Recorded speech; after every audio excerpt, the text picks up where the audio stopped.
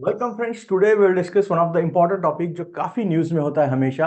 Yes, it is CBI versus ED. बहुत सारे बच्चों की हमेशा क्यूरियोसिटी होती है जानने के बारे में कि सर ईडी क्या है, सीबीआई क्या है, एग्जैक्टली दोनों में डिफरेंस क्या है। So let us discuss in this particular video कि एग्जैक्टली सीबीआई है क्या, उसके पावर्स कहां से वो डिराइव करता है, ईडी क्या है, दोनों में अंतर क्या है। एक एक करके देखते हैं। फर्स्ट ऑफ ऑल सीबीआई देखते हैं ना। सेंट्रल ब्यूरो ऑफ इन्वेस्टिगेशन इसका फुल फॉर्म है। इसका ओरिजिन अगर हम देखेंगे तो सेकेंड वर्ल्ड वॉर के पीरियड में हुआ है। कब हुआ और क्यों हुआ, इसके पीछे एक कारण था कि सेकेंड वर्ल्ड वॉर में जब करप्शंस के, ब्राइबरी के बहुत सारे केसेस आ रहे थे, तो उस वक्त स्पेशल पुलिस एस्टैब्लिशमेंट सेटअप किया गया था 1941 में। और इसी को बाद में Delhi special police establishment act में, फिर से रिपीट कर रहा हूं, Delhi police special establishment act 1946 में जारी किया, जब तो होम डिपार्टमेंट में है। तो आज की तारीख में ये किसके अंडर है? मिनिस्ट्री ऑफ पर्सनल डीओपीटी के अंडर ये है। Then comes the next question कि इसका जुरिडिक्शन क्या है। इसका जुरिडिक्शन यूनियन टेरिटरी तो पूरा है ही, at the same time state government में भी है क्या? Yes, but with the consent of state government और on the order of supreme court और high court. Then comes the next question कि सर सीबीआई इतना पावरफुल कैसे हो गया, अचानक इतने नाम कैसे आ गए। Listen carefully. कोई भी इंस्टीट्यूट जब अच्छा काम करने लगता है तो डेफिनेटली उसके ऊपर जिम्मेदारियां बढ़ाई जी जाती है। वैसे ही अगर हम सीबीआई देखेंगे तो सीबीआई ने अपने काम के वजह से काफी नाम पाया था। तो इसी के वजह से नॉट ओनली इकोनॉमिक ऑफेंसेस, उन्हें ऑर्गेनाइज क्राइम, मतलब conventional crime, for example murders हो हाई प्रोफाइल, या फिर किडनैपिंग हो, या टेररिज्म से रिलेटेड एक्टिविटी, ऐसे केसेस भी सिलेक्टिव बेसिस में दिए गए। दैट इट सेल्फ मीन्स अगर आप अच्छा काम करते हैं तो आपको अवार्ड भी दिया जाता है या आपके ऊपर जिम्मेदारी बढ़ाई जी जाती है। इनिशियली अगर आप देखेंगे तो इसमें सिर्फ दो ही विंग थे, एक जनरल ऑफेंस विंग और दूसरा इकोनॉमिक ऑफेंस विंग। ना जनरल ऑफेंस विंग जो था वो किस बारे में चर्चा करता था? जनरल ऑफेंस विंग जो था वो करप्शन के केसेस, ब्राइवरी के केसेस देखता था। तो economic offence wing deals with the cases regarding violation of economic fiscal laws. So ये दोनों में बहुत बड़ा डिफरेंस है। Not only this, under this act setup, Government of India has set up at least one branch in each state. Then comes the next question. किस इसके founding director कौन थे? इसके फाउंडिंग डायरेक्टर थे डीपी कोहली, जिन्होंने 1963 से 68 तक सीबीआई को हेड किया था। तो ये क्वेश्चंस प्रीलिम्स में आ सकते हैं ना। मिस्टर कोहली एक काफी बड़े विजनरी थे, तो उन्होंने काफी अच्छी तरह से इस इंस्टीट्यूशंस को नर्चर किया गया था। And because of this CBI का नाम काफी आगे गया ना। यहां पे उन्होंने एक बात जो कही थी वो बहुत ही इंपॉर्टेंट है। क्या है वो? कि public expects the highest standard from you in efficiency and integrity. मतलब भारत के लोग आपसे क्या अपेक्षा करते हैं?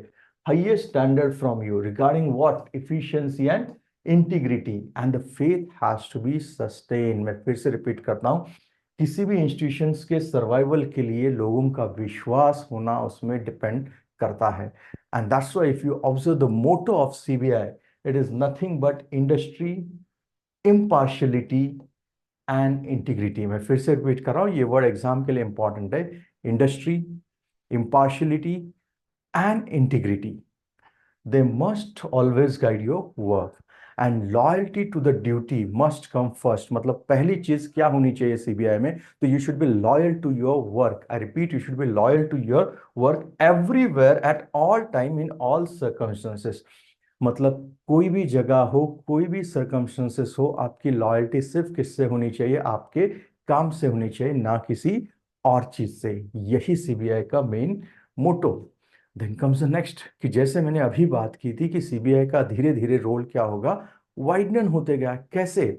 इनिशियली जब सीबीआई एस्टैब्लिश हुआ था उस वक्त ब्राइबरी के केसेस, करप्शन के cases, central government related cases लेते थे। बट धीरे धीरे उनका रेपुटेशन, आई रिपीट, उनका रेपुटेशन, इम्पार्शियलिटी काम करने की और कॉम्पिटेंस, रिपीट कर रहा हूं, रेपुटेशन, इंपार्शियलिटी और कॉम्पिटेंस देख के बहुत सारे ऑर्गेनाइज क्राइम जो कन्वेंशनल केसेस होते हैं, for example murder, kidnapping, terrorism, ऐसे बहुत सारे केसेस धीरे धीरे सीबीआई के पास आने लगे। इतना ही नहीं, देश के सुप्रीम कोर्ट और हाई कोर्ट, इन्होंने भी बहुत सारे केसेस में सीबीआई को एंट्रस्ट किया गया है। मतलब सीबीआई का काम धीरे धीरे बढ़ने लगा। That itself means now CBI is not only a premier anti corruption agency, but CBI anti corruption के साथ साथ अभी हाई प्रोफाइल केसेस भी देखते हैं, चाहे वो मर्डर के हो, किडनैपिंग के हो, सेक्सुअल हरेसमेंट के हो, बैंकिंग फ्रॉड के हो, या इंटरनेशनल लिंकेजेस के भी हो। तो ये सारे पावर सीबीआई ने अगर पाए हैं तो that just because of its reputation of impartiality and competence. That itself means CBI का रोल धीरे धीरे बढ़ता गया, कि literally CBI is designated as a national centre of bureau of India, Interpol के जैसा किया गया। नेक्स्ट, सीबीआई का अगर ट्रेनिंग देते हैं तो वो कहाँ देते हैं? सीबीआई की अपनी एक एकेडमी है, सीबीआई का एक विजन्स भी है कि excellence in training in the fields of crime investigation and prosecution and vigilance. मतलब क्राइम इन्वेस्टिगेशन भी होना चाहिए, प्रोसिक्यूशन भी और विजिलेंस, इस सभी के इसमें ट्रेनिंग होता है। मिशन भी क्या है? To train human resources regarding professionalism, industry, impartiality, uprightness, ये सारे कामों में ये होना चाहिए। Then comes the next question कि सर सीबीआई का ट्रेनिंग सेंटर कहाँ है? आपने कहा कि एकेडमी है। यस, सीबीआई का एकेडमी जो है वो गाजियाबाद उत्तर प्रदेश से है, उत्तर प्रदेश में, जो कि दिल्ली से अराउंड 38 किलोमीटर डिस्टेंस पे है। यहाँ पे काफी अच्छी फैसिलिटीज है। लेकिन फिर धीरे धीरे सीबीआई का काम बढ़ता गया। फिर 96 में तो prime minister late Narasimha Rao ने सीबीआई का इंफ्रास्ट्रक्चर इनॉग्रेट किया, बट उसके बाद भी काम के बढ़ते काम की वजह से 3 और रीजनल ट्रेनिंग सेंटर एस्टैब्लिश किए। कहाँ पे? कोलकाता, चेन्नई एंड मुंबई। सो ये क्वेश्चंस आपको प्रीलिम्स को आ सकता है बहुत सारे कॉम्पिटिटिव एग्जाम के लिए, कि सीबीआई का एकेडमी कहाँ पे है? तो पहला आंसर है गाजियाबाद। और बाकी ट्रेनिंग सेंटर कहाँ पे एस्टैब्लिश किए बाद में आपने? तो मुंबई, कोलकाता एंड चेन्नई में। Then comes the next. Can CBI take up over the investigation of criminal case registered by state police? मतलब क्या? Now listen carefully. Police is a state subject. ये एग्जाम के लिए बहुत अच्छी तरह से याद रखो। Police is a state subject. Law and order is a state subject. तो स्टेट में ऑलरेडी पुलिस होती है। तो in that case is it possible कि सीबीआई स्टेट का कोई इन्वेस्टिगेशन खुद के पास ले सकता है क्या? Answer is yes. तो बहुत सारे क्वेश्चंस आपके जो है उसके आंसर यहां मिल जाएंगे कि स्टेट का कोई केस ले सकता है क्या? यस। बट क्या? यहां पे स्टेट गवर्नमेंट से वैसा रिक्वेस्ट आना चाहिए, सीबीआई खुद नहीं ले सकता। स्टेट गवर्नमेंट से एक तो रिक्वेस्ट आना चाहिए, नहीं तो सुप्रीम कोर्ट या हाई कोर्ट को वैसा ऑर्डर पास करना होगा। देन ओनली वो इनिशिएट कर सकते हैं, ऑन देयर ओन नहीं कर सकते। उन्हें अगर स्टेट में कोई इन्वेस्टिगेशन करना है तो उन्हें स्टेट गवर्नमेंट का कंसेंट की जरूरत होती है। ये बहुत इंपॉर्टेंट है, ऐसा कुछ ईडी में नहीं है, प्लीज याद रखो। देन कम्स द नेक्स्ट कि सर फिर सीबीआई के ऊपर कंट्रोल कौन रखता है, सुपरवाइज कौन करता है? सीबीआई के ऊपर जो सुपरिटेंडेंस होता है regarding investigation of offences, prevention of corruption act, इसके लिए सेंट्रल विजिलेंस कमीशन है, उसके हाथ में ये पावर दिया गया है। और बाकी मैटर्स में DOPT, department of personal and training, जो मिनिस्ट्री ऑफ पर्सनल के अंडर है, उनके अंडर सुपरविजन होता है। तो आई होप ये भी क्लियर हुआ है। Then comes the next, sir CBI join कैसे कर सकते? ऐसे बहुत सारे बच्चों की इच्छा होती है कि सर सीबीआई ज्वाइन करना है, लेकिन कैसे ज्वाइन करे? क्या सारे सीबीआई के ऑफिसर आईपीएस होते हैं क्या? Answer is no. सिर्फ टॉप पोजीशन के जो होते हैं वो मोस्टली आईपीएस होते हैं। सीबीआई अपना खुद का रिक्रूटमेंट भी करता है, sub inspector and others. Obviously वो किसके थ्रू करता है? Staff selection of commission. मतलब स्टाफ सिलेक्शन ऑफ कमीशन जो है उसके थ्रू सब इंस्पेक्टर लेवल के लोगों की अपॉइंटमेंट की जाती है। सो ऑब्वियसली इसकी एडवर्टाइजमेंट रेगुलरली न्यूज़पेपर्स में आती रहती है। इतना ही नहीं, सीबीआई इंडक्ट करती है ऑफिसर्स को भी in the rank of police inspector. कहां से? स्टेट से या यूनियन टेरिटरी से, ऑन डेपुटेशन। डेपुटेशन मतलब कुछ साल आपने स्टेट में काम किया, यूनियन टेरिटरी, वहां से आपको कुछ साल के लिए डेपुटेशन पे भेजा जा सकता है। Not only this, even non police officers और ऑल्सो टेकन ऑन डेपुटेशन। मतलब सिर्फ पुलिस ही होनी चाहिए ऐसे कुछ नहीं, इवन नॉन पुलिस ऑफिसर्स को भी डेपुटेशन पे लिया जाता है। एंड अगर आपको इसके बारे में ज़्यादा डिटेल चाहिए कि सर कैसे अप्लाई करना है, कब अप्लाई करना है, कब एडवर्टाइज निकलता है, तो सीबीआई ने क्लियरली कहा है कि ये सारे डिटेल हमारे वेबसाइट पे आपको मिल जाते हैं। So I hope it is clear कि अगर आपको सीबीआई ज्वाइन करना है तो कैसे करना है सारा प्रोसेस तो मैंने बता दिया है। देन कम्स द नेक्स्ट कि सर क्या सीबीआई में काम करने के लिए कुछ ज्यादा इंसेंटिव मिलता है? यस, मिलता है। From the rank of constable to director सबको एट द रेट ऑफ 20% ज्यादा मिल जाता है। ये तो रियलिटी है। देन कम्स द नेक्स्ट कि सर सीबीआई आज की तारीख में क्या इन्वेस्टिगेट करता है? आपने पहले कहा वो करप्शन के केसेस करते हैं। आज की तारीख में सीबीआई ने अपने खुद के बलबूते पे खुद के वजूद एक क्रिएट किया, खुद का एक अच्छा काम करके आज एक वो मल्टी डिसिप्लिनरी इन्वेस्टिगेशन एजेंसी हो चुका है। It has become multi disciplinary, मतलब अलग अलग केसेस वो ले रहा है। कौन कौन से केसेस है? पहला ही है उसका एंटी करप्शन डिवीजन, जो मैंने कहा था, ब्राइबरी करप्शन। दूसरा है इकोनॉमिक ऑफेंसेस। दिन में से इकोनॉमिक ऑफेंसेस मतलब क्या? बैंक में फ्रॉड होते हैं, साइबर क्राइम होते हैं, स्टॉक मार्केट के स्कैम हमने देखे, फेक करेंसी के होते हैं। तो ये सारे स्कैम कौन देख सकता है? ऑब्वियसली इकोनॉमिक ऑफेंसेस डिवीजन के अंडर आते हैं। और तीसरा डिवीजन है स्पेशल क्राइम डिवीजन। मतलब क्या? यहाँ पे सीरियस क्राइम जो होते हैं, sensational organise crime, for example कोई किडनैपिंग हुआ या मर्डर हुआ है, तो ऐसे cases on the request of state government, I repeat, on the request of state government और on the order of supreme court and high court, CBI can investigate those cases which falls under IPC. So I hope clear हुआ है कि CBI कौन कौन से cases discuss करता है आज की तारीख में। तीन, एक एंटी करप्शन के बारे में, दूसरा इकोनॉमिक ऑफेंस, और तीसरा special crimes. Special crime state के भी करता है क्या? Yes, from the request from the state और order from the higher judiciary, that is supreme court and high court. Then comes the next question कि sir फिर सीबीआई और NIA में क्या डिफरेंस है? सी सीबीआई तो पहले स्टार्ट हो चुका है, मैंने कहा कि ब्रिटिश पीरियड में भी उसके पावर्स थे, लेकिन फॉर्मली वो हुआ 1962-63 में। नेशनल इन्वेस्टिगेशन एजेंसी जो है वो लेटेस्ट स्टार्ट हुआ है नवंबर 2008 में, जब मुंबई पे टेरर अटैक हुआ था 26/11 में। उसके बाद इसको इनिशिएट किया गया, किस लिए?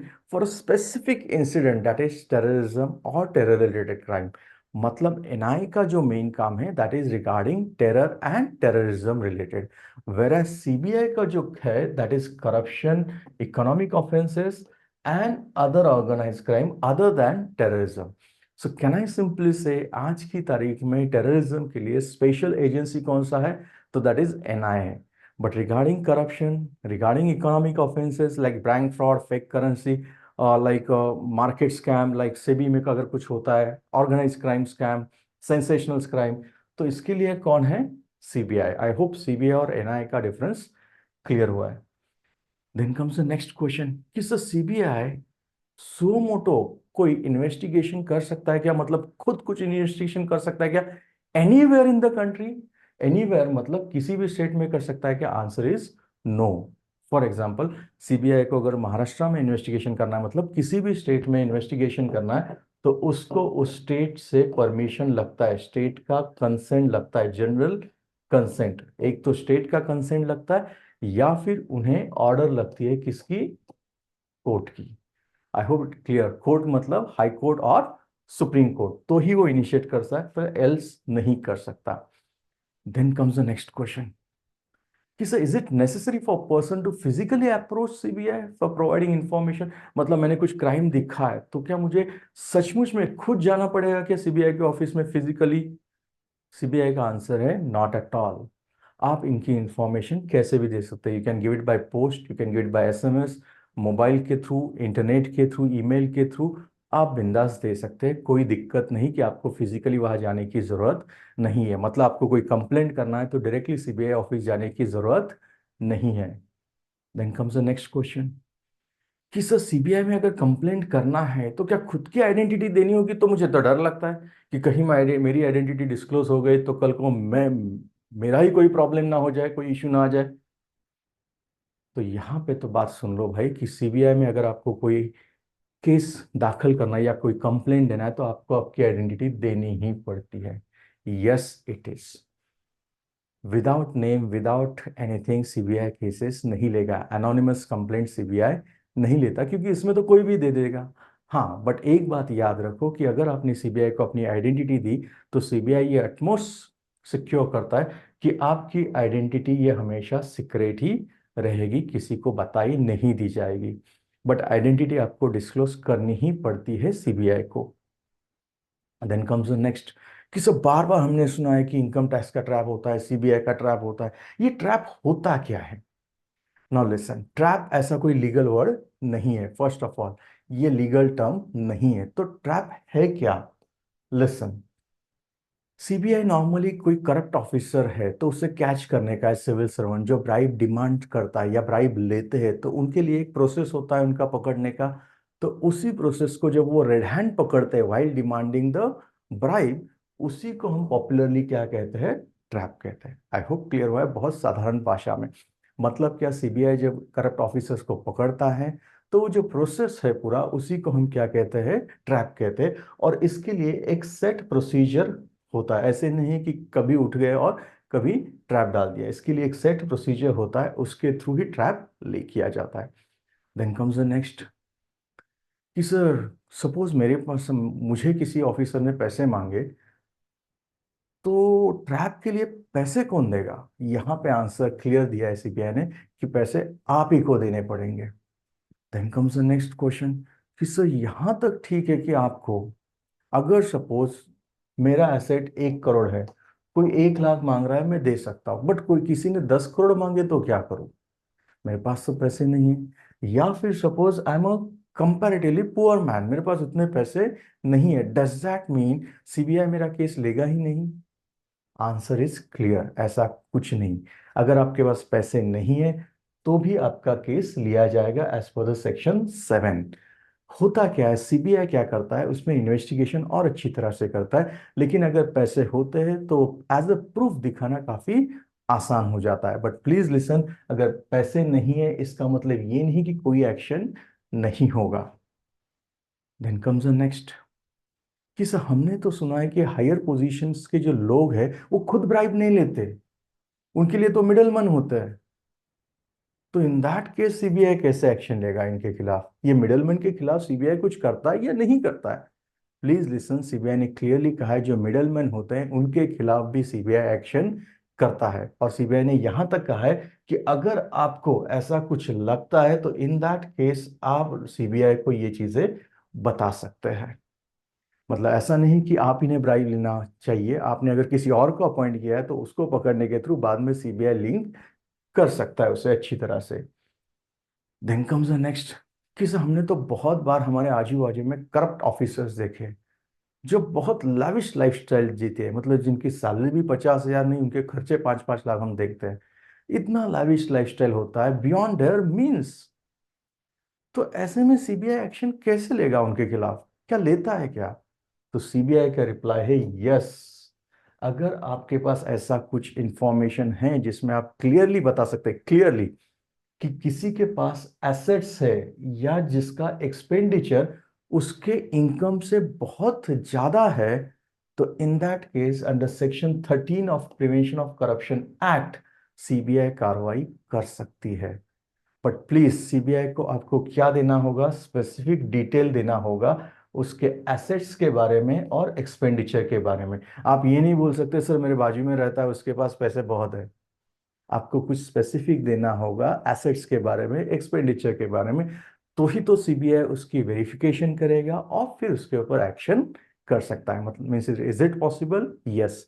ना डोंट यू थिंक इससे एक बात तो साबित होती है कि सीबीआई आपके मदद के लिए तैयार है। करप्शन एक देश का सबसे बड़ा इशू है। अगर देश का सबसे बड़ा प्रॉब्लम कुछ है तो इट इज करप्शन है। तो सीबीआई उसे टैकल करने के लिए सक्षम है। बट कहीं ना कहीं लोगों को भी सीबीआई को हेल्प करना जरूरी है, क्योंकि जागरूक लोग रहेंगे तो ही सीबीआई भी एक अपना काम अच्छी तरह से कर सकता है। देन कम्स द नेक्स्ट कि सर सीबीआई सबका केसेस निकालता है, बट सीबीआई में भी तो लोग करप्शन करप्ट हो सकते हैं। So is there any internal vigilance in CBI? Answer is yes, क्योंकि सीबीआई का मानना है there is a zero tolerance for corruption. So CBI उनके लोगों के ऊपर भी ट्रैप लगा सकता है अगर उनको लगता है कि उनके लोग भी करप्शन में इन्वॉल्व है। देन कम्स द नेक्स्ट कि सर सीबीआई का कन्विक्शन रेट क्या है? कन्विक्शन मतलब सपोज आपने 100 केसेस लिए हैं हाथ में, तो इसमें से कितने सॉल्व किए आपने? तो सीबीआई का कहना है कि उनका कन्विक्शन रेट है 65 to 70%, which is one of the best in the world. I repeat, one of the best in the world, मतलब कन्विक्शन के मामले में भी ये काफी आगे है। Then comes the next question कि सर सीबीआई के पास से जो केसेस आता है, हम देखते हैं उनको बहुत टाइम लेता है, 2 साल, 5 साल, 10 साल, ऐसा क्यों होता है? भाई उसके पीछे कोई कारण है। क्यों? बिकॉज सीबीआई के पास जो भी केस आता है, सीबीआई इसको मोस्ट प्रोफेशनल मैनर में हैंडल करता है। इसका मतलब बाकी के नहीं करते, ऐसे नहीं। सीबीआई का ज्यादा एम्फेसिस जो होता है वो साइंस टेक्नोलॉजी पे होता है, फॉरेंसिक केस के ऊपर होता है। और कभी कभी सीबीआई के पास जो केसेस होते हैं वो अब्रॉड के होते हैं, तो हर चीज तो सीबीआई के हाथ में नहीं है। तो ये सारी चीजें अगर आप एक करोगे तो डेफिनेटली इन्वेस्टिगेशन का टाइम तो बढ़ता ही है। देन कम्स द नेक्स्ट कि sir what is the role of CBI as Interpol of India? Yes, CBI का एक काफी इंपॉर्टेंट रोल है। As a Interpol of India, CBI act as a interface between law enforcement agency of India and other countries. मतलब भारत और बाकी के देशों में वो एक लिंक का काम करती है, it act as a interface. Then comes the next, so CBI तो बहुत पढ़ लिया, अभी सीबीआई के बारे में बहुत डिटेल हो गए। ये ईडी क्या है? और आजकल तो ईडी का जमाना है, ईडी ज्यादा चलता है, नाम आता है। लिसन केयरफुली, ईडी के बारे में एक पूरा डिटेल वीडियो मैंने ऑलरेडी पोस्ट किया है, उसका लिंक भी डिस्क्रिप्शन बॉक्स में पोस्ट करता हूँ। बट यहाँ जस्ट ब्रीफ में एक्सप्लेन करता हूँ सो दैट जिन्होंने नहीं देखा वो कंपैरिजन आसानी से समझ जाए। ईडी जो है ये नॉर्मली डायरेक्टरेट ऑफ इन्फोर्समेंट ऐसे जाना जाता है, बट पॉपुलरली इसे हम क्या कहते हैं? Enforcement directorate. ये भी एक मल्टी डिसिप्लिनरी ऑर्गेनाइजेशन है और ये किससे डील करता है? ये इकोनॉमिक क्राइम से डील करता है। सो पहला डिफरेंस, ये किडनैपिंग मर्डर इसमें इन्वॉल्व है क्या? नहीं, it is only for economic crime. Then comes the next, से इसका ओरिजिन कब हुआ है? इसका ओरिजिन 1956, पहले ये डिपार्टमेंट ऑफ इकोनॉमिक अफेयर्स के अंडर था, लेकिन आज की तारीख में ये कहाँ पे है? आज की तारीख में ये है डिपार्टमेंट ऑफ रेवेन्यू। सो अगर एग्जाम में क्वेश्चन आता है कि कौन से डिपार्टमेंट के अंडर है, तो at present it is under department of revenue. So इसका हेडक्वार्टर कहाँ है? दिल्ली में है। ऑब्वियसली डिपार्टमेंट ऑफ रेवेन्यू मतलब किसके अंडर जाएगा? ये फाइनेंस मिनिस्ट्री के अंडर। सो ईडी के पास 3 तरह के मेन केसेस है, सारे इकोनॉमिक। मैं फिर से रिपीट करता हूँ, सारे इकोनॉमिक। पहला जो है फेमा, मतलब फॉरेन एक्सचेंज मैनेजमेंट एक्ट। दूसरा सबसे इंपॉर्टेंट जो आज की तारीख में, वो है prevention of money laundering. And तीसरा जो है it is FEOA, that is offender which are taking shelter in foreign countries, मतलब यहाँ पे ऑफेंस करते हैं और बाहर जाके शेल्टर लेते हैं। तो ये सारे केसेस आज की तारीख में कौन हैंडल करता है? डेफिनेटली ईडी करता है। Then comes the next question कि सर ये पीएमएलए क्या होता है? आपने कहा सी पीएमएलए मतलब प्रिवेंशन ऑफ मनी लॉन्ड्रिंग। तो अगला सवाल आएगा सर मनी लॉन्ड्रिंग क्या होता है? सी मोस्ट ऑफ द टाइम क्या होता है, आप जो पैसा कमाते हैं वो इलीगल रूट से होता है। से फॉर एग्जांपल आपने कुछ गैम्बलिंग का है, इलीगल गैम्बलिंग, प्रोस्टिट्यूशन का रैकेट चला रहा है, ड्रग्स का रैकेट चला रहा है, एक्सटॉर्शन का रैकेट ना, ये पैसा क्या आप सीधा जाके बैंक अकाउंट में डाल सकते हैं क्या? नहीं, बिकॉज इसका जो रूट है इट इज इलिशिट और illegal. So in that case आप क्या करते हैं? इसको, इस पैसे को अलग तरह से लॉन्डर करते हैं, मतलब इस तरह से मूव करते हैं कि पैसे का ओरिजिनल आइडेंटिटी ही चला जाता है। आई रिपीट, मतलब मैंने पैसा कमाया था से फॉर एग्जाम्पल ड्रग्स से, बट उस पैसे को मैं इस तरह से लॉन्डर करूंगा, घुमाऊंगा कि बाहर में जो पैसा आएगा वो क्लीन पैसा दिखेगा, it's will be a white money. मतलब इसमें मैं बैंकिंग का यूज करूंगा, म्यूचुअल फंड्स के यूज कर सकता हूँ, शेयर मार्केट्स के कर सकता हूँ, इंश्योरेंस, बहुत सारे, मतलब इनडायरेक्टली फिनेंशियल ट्रांजैक्शन इसमें ज्यादा होंगे और वो करके सारा यूज करूंगा मैं। तो ये मनी लॉन्ड्रिंग डोंट थिंक गलत है? Yes, because of this money laundering only 9/11 जैसे घटनाओं को भी मदद मिली थी। 9/11 के लिए एक कारण जो पैसा दिया गया था उसमें एक कारण सामने आया था, money laundering. So don't think money laundering से जो पैसा आता है वो कहीं ना कहीं टेररिज्म के केसेस के लिए भी यूज किया जा सकता है, कहीं ना कहीं ड्रग्स के लिए, स्मगलिंग के लिए, प्रोस्टिट्यूशन के लिए, या फिर चाइल्ड पोर्नोग्राफी के लिए, कहीं पे भी यूज हुआ जा सकता है। दैट्स रीजन ये एक सीरियस ऑफेंस है, इसे सीरियसली लिया जाता है। सो इसका इन्वेस्टिगेशन भी कौन करता है? ऑब्वियसली ईडी करता है। इतना ही नहीं, फॉरेन एक्सचेंज मैनेजमेंट, मतलब फॉरेन एक्सचेंज रिलेटेड भी अगर कुछ इशू रहेगा तो वो भी ईडी के पास ही आता है। एंड फिलहाल 2018 में सरकार ने डिसाइड किया है कि कुछ लोग क्या करते हैं, भारत में ऑफेंसेस करते हैं, इकोनॉमिक ऑफेंसेस, और जाते हैं बाहर के देश में। सो डोंट थिंक ऐसे लोगों की भी प्रॉपर्टीज अटैच होनी चाहिए। तो ये सारा काम अच्छी तरह से कौन कर सकता है? ईडी कर सकता है। देन कम्स द नेक्स्ट किस ईडी हो या सीबीआई, दोनों के ऊपर क्रिटिसिज्म तो होता ही है, होता तो जरूर है। क्यों? बिकॉज आपके पास पावर है तो लोगों का ये भी कहना होगा कि भाई पावर का मिसयूज होता है। लोगों का ये भी कहना होता है कि भाई आप पावर तो मिसयूज करते हैं, आपका कन्विक्शन रेट भी बहुत कम है। मतलब आप बोलते हो कि आपने 10 केसेस लिया बट सॉल्व तो एक आध होता है। आपका पॉलिटिकल बायस होता है, मतलब अपोजिशन लीडर्स को ही बार बार टारगेट करते हैं। इसके लिए कोई एग्जांपल भी उन्होंने दिए, वी विल शो इट। और there is no transparency in your working, आपके वर्किंग में कोई ट्रांसपेरेंसी नहीं है। तो इसमें ऑब्वियसली इंस्टीट्यूशन ने भी आंसर दिया होगा, चाहे वो सीबीआई हो या ईडी हो। सीबीआई का तो कन्विक्शन रेट मैंने कहा कि 65-70% विच is one of the best in the world. ED का भी कहना है कि उनका जो कन्विक्शन रेट है वो अराउंड 90% के आसपास है, दैट इज ऑल्सो ग्रेट। और ईडी का तो यहां तक कहना है कि भाई हम खुद केस नहीं ले सकते। जब कोई एफआईआर होता है, जब कोई चालू होता है, तो आफ्टर उसके बाद हमारे पास केस आता है। एंड सीबीआई का भी मानना यही है कि स्टेट में हम कहाँ इन्वेस्टिगेट कर सकते हैं। अगर किसी स्टेट में जाके हमें स्टेट गवर्नमेंट के कुछ इन्वेस्टिगेशन करना है तो उसमें हमें स्टेट का कंसेंट लगता है। Not only that, high court या सुप्रीम कोर्ट ने ऑर्डर किया तो ही हम कर सकते हैं। तो ये क्लैरिफिकेशन सीबीआई और ईडी दोनों ने भी दिया है। Next comes the second side. कुछ न्यूज़पेपर्स में फिर आर्टिकल आए, उन्होंने क्लियरली दिखा दिया कि 2014 के बाद ईडी के केसेस ज्यादा हो चुके हैं, मतलब इसका पॉलिटिकल बायस ज्यादा दिख रहा है। ठीक है भाई। सेकेंड, 60% यूपीए में था तो 95% कहाँ पे आ गए? एनडीए में। इंडियन एक्सप्रेस ने दिखाया था सीबीआई। मतलब चाहे सीबीआई हो या ईडी हो, दोनों के केसेस में क्या हो रहा है? मिसयूज हो रहा है, सिलेक्टिव प्रोसिक्यूशन हो रहा है। मतलब आप जानबूझ के अपोजिशन को टारगेट कर रहे हैं, ऐसा इनका कहना है। देन कम्स द नेक्स्ट कि सीबीआई जो है या ईडी जो है या फिर इनकम टैक्स जो है, क्या सचमुच में इतने पावरफुल है? क्या कंक्लूजन क्या है? Listen carefully. आज की तारीख में अगर हम देखेंगे, मैं आज की बात कर रहा हूं, आज की तारीख में अगर हम देखेंगे तो ईडी का नाम सबसे ज्यादा ऊपर है। अब देखते हैं उसका कारण क्या है। लिसन, ईडी का नाम इसके लिए ज्यादा आगे है बिकॉज मनी लॉन्ड्रिंग के केस में जो पावर्स है ईडी को वो बहुत ज्यादा है। मतलब क्या? वहां पे अरेस्ट हो या फिर आपके प्रॉपर्टी अटैच करने में, फिर से रिपीट कर रहा हूँ, प्रॉपर्टी अटैच करने के लिए या फिर आपके एसेट अटैच करने का, ये सारा पावर ईडी के पास है। वॉट एवर स्टेटमेंट आप उनके सामने कहते हैं उसे कोर्ट में एडमिसिबल है। एंड दैट्स द रीजन आजकल ईडी का नाम ज्यादा आता है। वेर सीबीआई जो है वो कौन से टाइप के केसेस लेते हैं? मतलब ईडी जो लेगा वो केसेस सिर्फ कौन सा लेगा? इकोनॉमिक। वेर सीबीआई जो केसेस लेगा वो तीन तरह के होंगे। एक, करप्शन के केसेस। दूसरे, इकोनॉमिक ऑफेंस के। और तीसरे, ऑर्गेनाइज क्राइम या सेंसेशनल मैटर।